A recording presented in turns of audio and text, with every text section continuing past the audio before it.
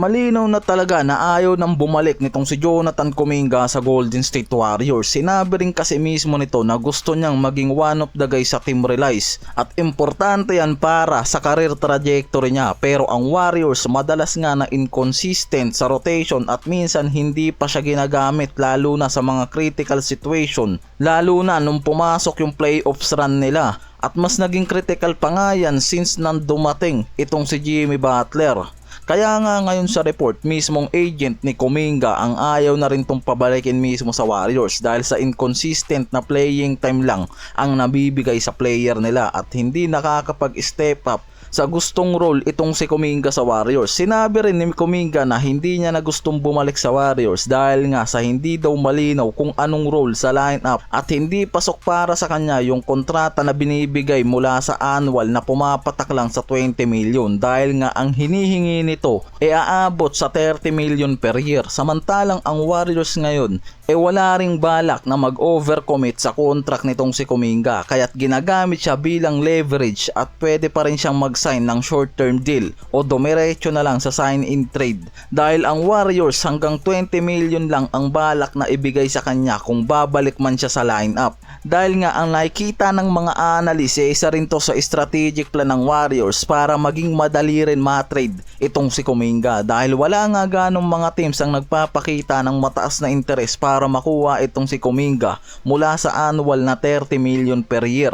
Hindi rin kasi gaano magagamit ng Warriors kaya mas gusto na lang nilang ibagsak ang presyo ni Kuminga. Chicago Bulls at Phoenix Suns ang nagpapakita ng interest dyan na gustong buksan ang posibilidad na makuha si Kuminga via sign-in trade. Ang Chicago Bulls gustong suportahan ang kanilang rebuilding plan samantalang ang Suns para palakasin ang roster nila sa pagiging contender next season. Pero parehas kang nahihirapan yung mga yan via sign-in trade nitong si Kuminga dahil sa salary cap, asset mismatch at CBA restriction tulad ng base year compensation.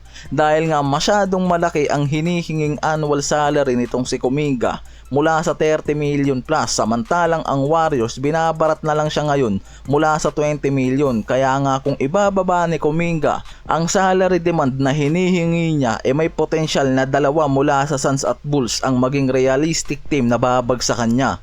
Ang Lakers nakuha si Marcus Smart sa free agency after na i-waive to ng Wizards pero hindi sapat yung pag-waive ng Lakers sa contract ni Shake Milton para ma-secured ang contract ni Smart dahil nga kulang pa rin ang salary cap clearance para maging legal ang pag-sign sa kanila ni Smart. Si Shake Milton may non-guaranteed contract na 3 million. Pag na-waive siya, magbubukas ang malaking cap space ng Lakers pero hindi pa rin yan sapat para maabot ang buong exception ni Smart na kailangan para sa 2 years deal nito. Kaya meron pang kailangang gamitin ang Lakers na contract para maabot nila ang biannual exception ni Smart mula sa 2 years deal.